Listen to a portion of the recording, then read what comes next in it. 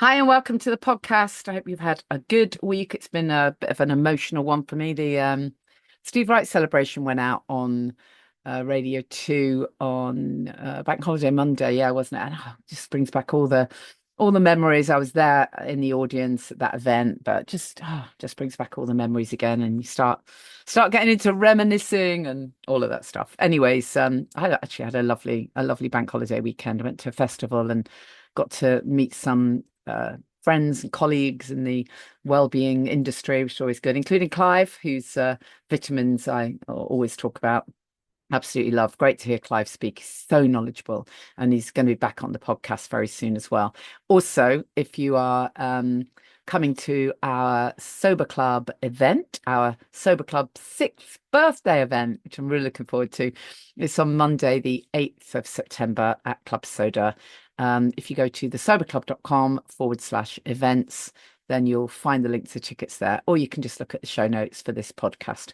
But anyways, hoping to have some of Clive's stuff there in our fabulous goodie bags that we're going to be giving to attendees.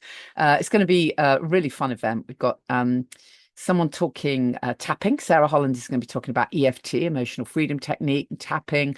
We've got Amanda Thomson from Noughty going to be telling us about how she set up the brand. We've got a few of our sober coaches who are going to be sharing well-being tips, and I think Tony is going to tell us a little bit about a project to get guys talking.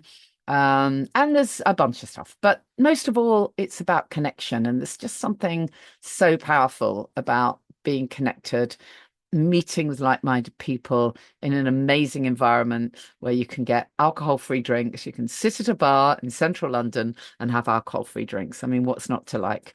Oh, and I'm giving a talk on well-being, of course. Forgot that bit.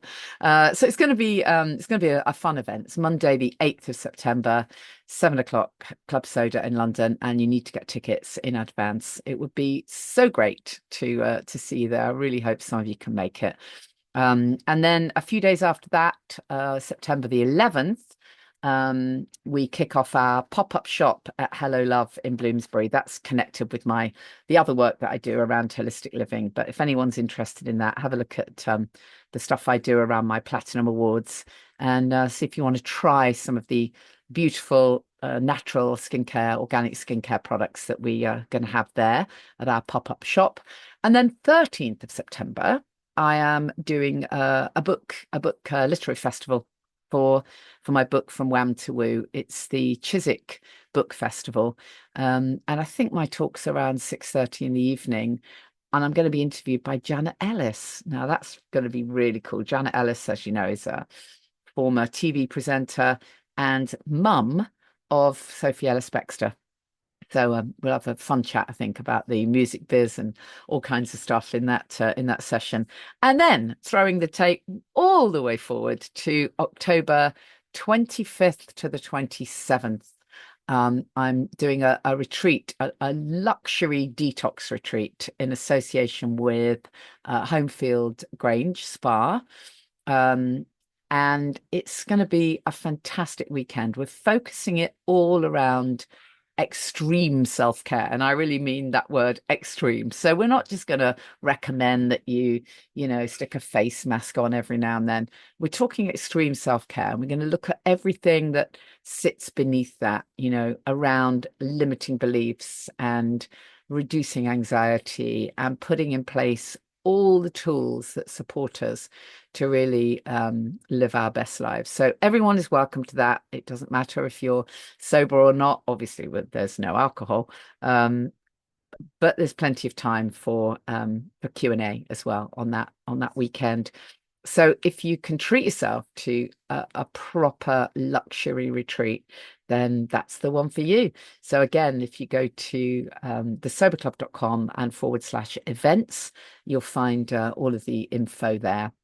My guest this week, honestly, you're just gonna love it, and I honestly I don't know what to say. I'm gonna leave him to to intro himself possibly properly. Well, I think this might be the very first time I've ever interviewed an air guitar champion. Now that is saying something. Piers Burnell, thanks so much for joining us. You're welcome. Thank you very much for I mean, having me. I just saw this stuff and this is just fantastic. I mean, you can't beat air guitar, and you have a very interesting story to tell. So, we'll dive into a bit of your sober story, but let's just set the scene then. So, you're literally just back from being part of the Air Guitar World Championships. Have I got that right? Yep, that's absolutely right. And it's gone completely insane. I mean, I must have done about 20 interviews Really? with BBC and on BBC News London Tonight and BBC Breakfast because Wow. I mean, it's been great fun. But it all pretty much started from a random article from maybe 15 years ago or more. Yeah. I've been saying about 10 years, but actually, realistically, time flies. So it's probably 15 or more about the World Championships in Finland. And I always thought, oh, that's quite quirky. But life, or it just, life gets in the way and other things and jobs and kids. And anyway, and when I got sober in 2018, one I had a friend who went sober but just avoided all kind of social Yeah. Yeah. interactions, especially Mm. in pubs and clubs. And weirdly, we kind of met. Actually, he helped me kind of take the move into what first started as a sober break without even thinking of actually giving up. I just thought that was actually way beyond me. So I thought maybe a week or two because I knew I was going down. I was on a path that could have no return because my younger sister died of. She was a chronic alcoholic and she died Mm. age 30s. I can't quite remember, but it was in Wow. 2010. Yeah.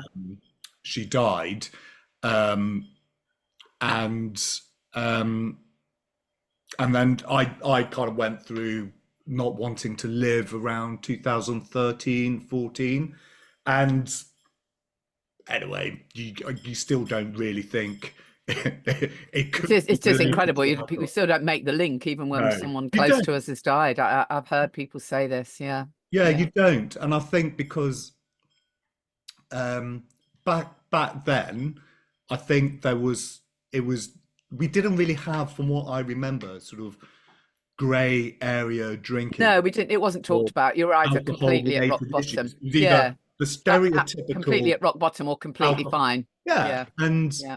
that's what's been so great about the sober community. And Yeah. I didn't go to alcohol recovery meetings and things. I kind of just did it through friends, and the Yeah. Yeah. Instagram back then was of the sober community was very sort of the individual and connecting. And so we it, we didn't have to hit rock bottom in order to No, have exactly. the big Exactly. rock bottom, the big dun dun dun.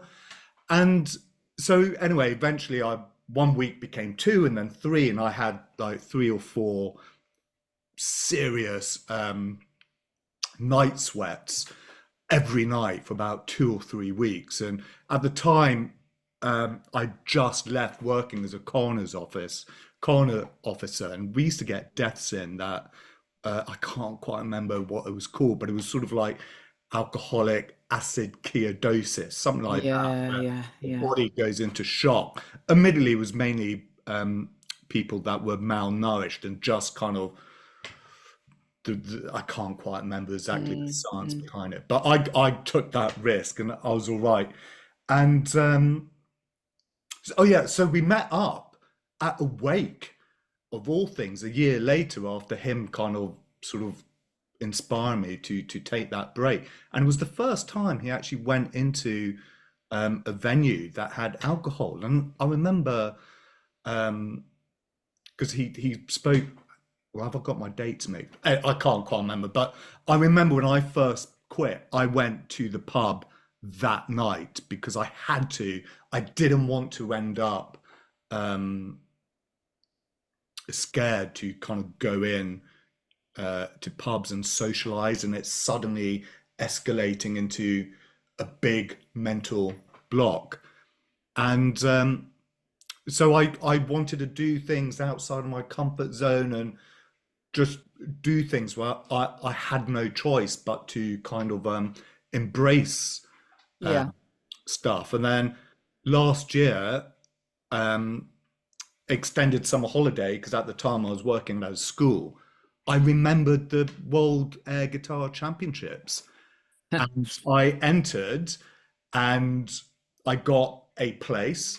And so I literally, with 2 weeks to go, I booked my flight and I flew to Finland, didn't know anyone, had no idea about it.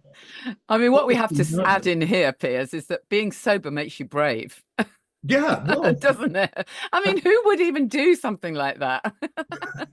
I just thought this is something I've always wanted to do. And alcohol for me was a great excuse for me to procrastinate, to sit in a Mm, pub and talk and not do things. And I'm a creative person, and 90% of the stuff I created whilst either sozzled or slightly whatever, I yeah, wake up the yeah, next day and scrap a lot of it. yeah. So yeah, I flew out sober and I called myself sober man. So my because that's what I wanted to project to the world, that Mm. you Can can still rock an air guitar sober. absolutely. And it was massive. And the Oh, community, and it's been going 29 years, and I wow. met incredible people. And now I go to Belgium and France and perform there. And it's great for confidence, because especially with kids or anyone that kind of wants to engage with an audience but is slightly fearful, because it's like stand-up comedy but without having the pressure to actually tell jokes, learn jokes. It's acting but without having to learn lines, and you have 1 minute to perform, and you Oh, is it 1 minute? That I was going to ask how much of the track, how much of the tracks you do. So is it one? It's literally always 1 minute, is it? standard 1 minute, Damned in 1 minute. and That's hilarious. it's So incredible. we have to just in case there is anybody, any younger people or perhaps anybody who's thinking, I'm not even quite sure what the hell it is. Just unpick it for us, because I'm guessing that you don't have to be able to play guitar. No, I'll I unpick mean, it with an air can pick. you play? Can you play guitar? No, I can't. But a lot of the others actually are in bands, and Right. we're So, out there. because if you can't play guitar and you don't play guitar, but you're doing air guitar, how specific are your movements? Are you actually playing the notes or the chords, or are you literally just wiggling your fingers Well, randomly? it, it's it's a bit of both. You, Right. if you actually stood on stage miming a guitar, Yeah. your movements are so minimal that Yes, actually exactly. it's Wouldn't be quite very boring. theatrical. Yeah. So you need to. So if you're playing high pitched notes, you wouldn't like go right. That's a E or that, but Yeah. you get marked on your hands are in the right part of the fret Right. Okay. and So you've up got a here. little bit of understanding. But then Yeah. you kind of, you put your flair into it. You put your Yeah. Well, performance, and clearly it's all about the performance, isn't oh it? yeah, And it's. and didn't you do the last one dressed as James Bond? I did this year. I wanted You've to put definitely got a James Bond look, haven't you? So I thought I'd much I rather thought be I a may as well villain. use it. Thank you. I'd much rather be a villain though. But I so I left my sober man character. So I wore a kilt and a frilly shirt last year at Right. DMs, because it was symbolic of when I used to wear my kilt to go to events. I would always get absolutely battered. It was my kind of party gear. So Right. going to Finland to perform sober in front of hundreds of people and all of that, it was my kind of I'm I'm wearing my party outfit, but Yeah. sober. Yeah. This time, because I knew so much more and I felt more confident, and I wanted to go back and just do something a bit different. And I thought, being the UK representative, what what better than James Bond? So I was James Bond double air 7. Nice. Yeah. Nice. And I So obviously you wore a, sharp suit and I wore my and tux, yeah, yeah, yeah, absolutely. yeah. And then I Absolutely. a friend of mine made my DJ trousers into a pair of stripping trousers. So like Magic Mike, but Oh, in my case, Plumpy Piers. And at you the whip end, them off.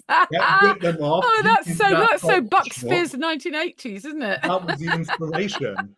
So I went from That's James Bond brilliant. to Austin Powers in the space of 60 seconds. Oh, that's hilarious. So Um, what tracks were you playing? I mean, not playing. I edited three tracks into the minute. So I started with the traditional John Barry ding ding ding ding ding ding. Ah, the Bond themes, Yeah. right. And then because I wanted to tell a story, beginning, middle, end of the world needs a hero. So we Hmm. introduced the hero, which is James Bond, ding ding ding ding. Yeah. Always get to lady. So I go into a Spanish, slightly romantic version of Tomorrow Never Dies with one of the Bond girls from the film with a voiceover going, Hmm. "Oh James, I do not have the words." And then there's always the car chase and the explosions and saving. So I go into Guns N' Roses' "Live and Let Die." Brilliant. It's on my Instagram, and you could probably see it on BBC News as well. So you can always watch it if you want to have a giggle. Yeah. Um, So what kind of things did other contestants do then, just out of interest? oh, they did. We had one of the German teams as toaster, so she wore like a toaster on her head, and it just all sorts. It's we had death metal costumes, we had um, vampire looking costumes, we Wow. had Well, it's just Google air guitar world yeah, yeah. championship. It just sounds totally bonkers. I And love it. it's great for confidence for the kids and all of that. And Well, I mean, literally anyone can do it, can't they? That's what's fun. anyone. I mean, the interesting thing is when I think of air guitar, before I delve too deep, even into the recesses of my own brain, I I think a lot of us tend to link it with heavy metal. So we kind of think, oh, air guitar is for rockers shaking their long hair around, but clearly it isn't just that. No, it isn't. And obviously that's the normal kind of thing because it's high energy music and the guitar riffs. But last year, one of the German contestants did almost like a bluesy number, and it's the projection. So sort of air guitars, it's almost like an extension of yourself. It's the music, and you're like conducting the music through you through performance art, and Mm, it's very visual. And honestly, if you just stood there with a any kind of track, whether it's kind of the opening chords of Pink Floyd's "Shine on You, Crazy Diamond" to "Sweet Child of Mine" by Guns N' Roses, the audience are on your side. mm. And if you can kind of give it the bit of je ne sais quoi, which is we get marked on airness, and that's one of the things we get marked on. And the I love scores it. are taken inspired by figure skating. So it's 4.0 up to 6.0, decimals in between. Mm, So it's very tight. yeah. And one of the things you get marked on is airness. And our Mm. message of the air guitar community is world peace, make air, not war. And, back in '96 when it started, three students at university in Finland, because Finland love their rock music and all of Mm. that, was tasked with for their university degree, how can you end, or rather, how can you create world peace? And they came up with this idea about air guitar. Maybe they were inspired by Bill and Ted and all of that. Yeah. And it was if you pick up an air guitar and spread love through music and performance, then you're not picking up a weapon. Mm. And it's literally escalated to the extent that it's worldwide. And next year is the 30th anniversary, and Oulu, which is the town where it's always been held, an hour flight north of Helsinki, it's going to be it's purposely coincided that Oulu's going to be the European capital of culture next. Right. So they're going to be building a stage on the water, and it's going to be massive. Um, So it's fantastic for the air guitar community. So if any, you mentioned the air guitar community. I mean, if anyone who wants to get involved, what would they do if anyone fancies having a go? Get in touch with me because I'm trying to start up a UK national championship again. Great, great, Last one we had, I think, was 2018. So we're going to try and do it again. Um, and the winner of that ends up flying out to Finland, which is was amazing. great. So I'm in the process of trying to figure that out and sponsorship and things. Yeah, Um, but it's one of the other things I did when um, I quit alcohol was we've a lot of the sober lot we adventurous people, and that's another thing. A lot of people that do air guitar and I met in Finland is a lot of them have their own journeys. They don't have to be sober, but there's been a lot of history and they find mm. it very therapeutic Yeah. because I was going to you say it's. totally I mean, I suppose it's a form of mindfulness because you've absolutely got to be focused on that and nothing else. and it's fun. It's all about Yeah, embracing absurdity and sense of humor because yeah, it is absurd. You're playing an air guitar, and we kind of, if your body, if your voice is classified as an instrument, we see an air guitar mm. as an instrument because it's an extension of yourself, even though it's Yeah, physical and real. So it's yeah, it's just embracing and having fun. And I organized a novice stand-up comedy with some of the sort of other sober people you probably know and things at the Barons Court Theatre in West London. And we love that because mm. so many people I spoke to have always wanted to do stand-up comedy or speak in public, but we've had this fear of, oh my Yeah, God, I might completely bomb. And so I helped to kind of create a safe space. Um, and they absolutely loved it because it was fighting through the fear and work being outside your comfort zone, but in a kind of safe space. And yeah, hopefully I'll do yeah. another one of those. And it was a complete challenge for me because that's something I always wanted to do, but was, oh my God, no, no, no. Especially, can I do it sober? And Yeah, exactly. It's just amazing, isn't it? When, I think a lot of people when they very first quit alcohol, there's definitely a fear of can I still have fun and can I socialize and all of that. And you hopefully get over that relatively quickly, particularly if you've got connection and support. But then for people who are creative, there's sometimes that other fear, and I've heard musicians talk about this. Well, even Elton John spoke about it, didn't he, in Rocket Man? The yeah, fact that will my creativity go? Will it disappear with my sobriety? Because for some bizarre reason, we've somehow got this idea that we can do our best work when we're a bit drunk. I mean, it's absolute BS, of course, but it's so deeply ingrained that there's this fear that you won't be able to let yourself go when if you're sober. But clearly, the opposite is true for you, and you've been able to step into who you really are in your full creativity, as it were. it's because I have so much more clarity. Yeah, I think it, uh, I'm not quite sure how to articulate it, but I don't think your creativity diminishes. I think it changes. It's a different kind of creativity that you have.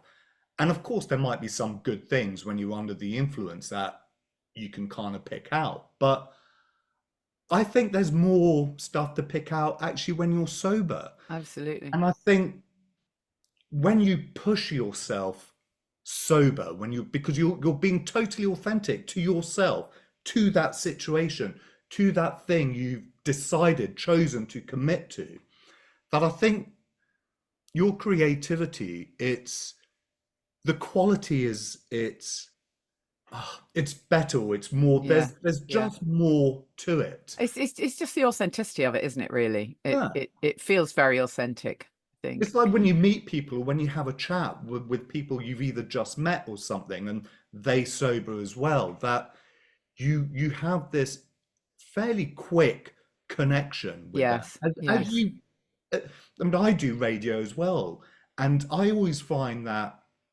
And I only started doing that when I was sober, and that was really difficult because I thought, oh my God, will I be interesting?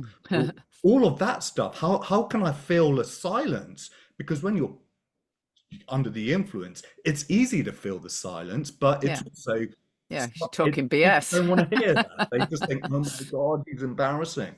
Um, so when you talk to people and meet people sober, I think you have the same relationship to creativity because it's a reflection of your relationship to yourself, your Mm, relationship to how you view the outside world, how you create your own art, how you interpret your story or whatever it is.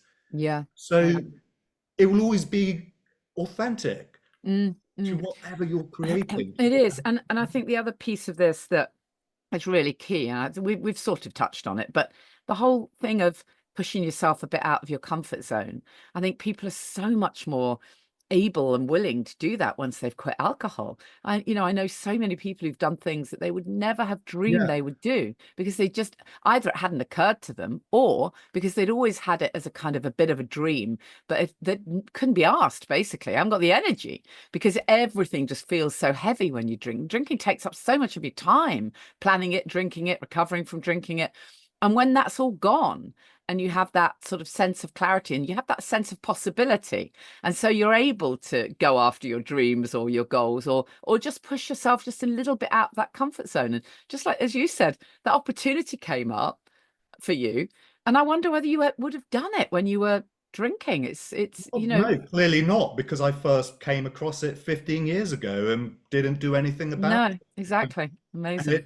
it's ironic because we we we all know the saying Dutch courage, Yeah, yet but it's not true, is it? it's It's, not true it's because I never exactly did it. right. I Exactly have the right. courage as a sober person now. Yeah, it's absolutely true. And What did people what kind of response did you get when you did this, that perhaps the first time when you made it very public that you were doing this sober? What kind of response did you get? uh, incredible. So Finland and the organizers, and because it's all about accepting who you are, um, and that was my story, and they've been really welcoming. There was a couple of other people that were sober curious, some had just quit, and for someone to actually be there and stand in the circle. So when we all meet up, we all kind of do this circle thing where we kind of introduce ourselves and things. And there's 35, 40 of us. Mm, And I said, you know, I'm sober, I'm come here as sober man, da, da, da, this is why I've done it, etc., as we've been talking about. And lots of people come up to me and they go, you know, I've been thinking about it, yeah, and it's brilliant. inspired people. And I'm so the I did BBC Berkshire before I went out. I did the follow up yesterday, but when I went out yesterday, and the one of the production teams called me up to do some sort of pre-chat, and they actually published the story on BBC I think I saw it. website, Yeah, yeah, it's great. and it's it's so good because it's mentions they call me sober man, Yeah, good, good. and that's the whole reason why I kind of did air guitar. I mean, Mm, I do it for personal reasons, for fun, but that's why I wanted to go as sober man to, because I'm a real advocate for alcohol-free living, and that for those who are happy to talk about alcohol-free life and their story, I really encourage them to do it if they want to, mm. because it inspires other people. It makes other Definitely, people, it gives other people the invitation to totally, come totally. forward and talk themselves. Totally. I mean, what I mean, the fact is, you could have gone and done this for a bit of fun, and nobody needed to know whether you were sober or not. It's Right? not part of the gig. It doesn't matter. Nobody would have known. But the fact is, you chose to make that your identity, and I Yeah, love that. I love it's that because it's so inspiring, and as you say, it absolutely shines a light on the joy of sobriety. So well yeah, done you. It's it's brilliant. so important. So we go when we out there, we do karaoke, instead of karaoke. How many more of these have you got? I need to be Yeah. jotting them down. So we all in the pub. Karaoke. Yeah, we all in the bars, Well, I tell and you what, I mean, it's easy in the sense that you don't need any kit, do you? I mean, in all no, of my life as a singer, yeah, I've been with with various different bands and duos and God knows what, humping goddamn, speakers and keyboards and guitars into venues. You can just rock up. yeah. And so we in the bar, we put on our favorite rock tracks and things, and we air drum, we air guitar, and strangers, from in the bar just join in, and it's a great workout. Like Yeah, I two, bet. 3 hours just air drumming to your favorite air guitar, I whatever tell to you your what, favorite. it is brilliant. One of the things I talk about ever so lot in the sober club in my community is when you're feeling really stressed, when really anxious, or everything just feels too much. What we often tend to do is we kind of go into our head and we try and think and we try and meditate and we try and sort it out in inverted commas in our head. And actually, often the quickest way is to just drop into the body, as long as you're safe in the moment. Drop into the body and let that take it. And if you Yeah, dance, you shake it out, you put a track on, you play air guitar. How cool is that? Do that for 1 minute or 3 minutes, and it changes your whole state, doesn't it? it does because it's being joyful. You haven't numbed your feelings, and it's you're living in the moment, but you're Yeah. creating inner joy and externalizing it, so you feel great. You're kind of generating your own, I don't know, endorphins or something. Yeah, You know, totally that. Yeah. Brilliant. you aren't relying on poison or No, alcohol to exactly. create a skew with Exactly that. It's a natural high, a a natural yes, high. Love exactly. it. So what's next for you then, Piers? You're hoping to put together something in the UK. That sounds really exciting. So just give us your Instagram. Sober and standing. Sober and standing, yeah. Okay, great. Well, I'll put that in the show notes. So if anyone's interested, then you're the man to get together for the champion for the to put together some kind of UK scenario, UK championships. Yeah, That's the plan. Might take a while, but yeah, that's the plan. And yeah, yeah, I call myself sober and standing because yeah, I no longer live my life face down. So yeah. that's Exactly. the Love thought it. Love it. behind it. But Brilliant. yeah, Great. Well, thank you so much, Piers. It's great pleasure. fun. I love it. And well done you and just great that you're inspiring others with your bonkersness, really. The absurdity of life. Might as Exactly well that. embrace it. Exactly that. Love it. Thanks so much. Really appreciate it. Great. Thank you so much for that. Thank you, Piers. And I think I'm right in saying that Piers is going to pop up at our sixth birthday celebrations. There's not an awful lot of space at Club Soda, but I reckon we'll get him rocking it somehow, won't we? We're bound to be able to manage it. The link, the Instagram, and all of that. It'll all be there on the show notes. So just a final reminder then for Monday, 8th September, for our sixth Sober Club birthday celebration. I haven't even mentioned that, of course, if you want to join us in the Sober Club, you would be most welcome. It is very low cost. It is very high value. Of course, I'd say that, but it really is. We've got everything there. It includes an online course, Get the Buzz Without the Booze. There is inspiration and connection and accountability and a whole archive of well-being content, every topic you can imagine, really, from meditations through to nutrition, through to mindset stuff, through to a shaman doing movement medicine. It's all in there. So come and join us. If you don't like it, you can always leave. But most people feel a real sense of community. We have a private community. It's totally non-judgmental. I'm in it all the time. This is not something that I kind of run and then have other people running it for me. It's very much my baby, if you like. So do come and join us, thesoberclub.com. And please follow me on social media at Janey Lee Grace in all the usual places. And if you're struggling, just reach out. Maybe you don't want to join the Sober Club or anything else, and you're doing this alone. And if that's the case, tell someone. It's really important to tell someone. not to just do this between you and the voice of the wine witch. Tell someone who can hold a vision for you. I'm very happy to. So message me on social media. If I get the message, I will reply. Can't say fairer than that. Have yourself a fantastic week. Book those tickets for Monday the 8th and maybe for the retreat if you can. And I'll see you next time.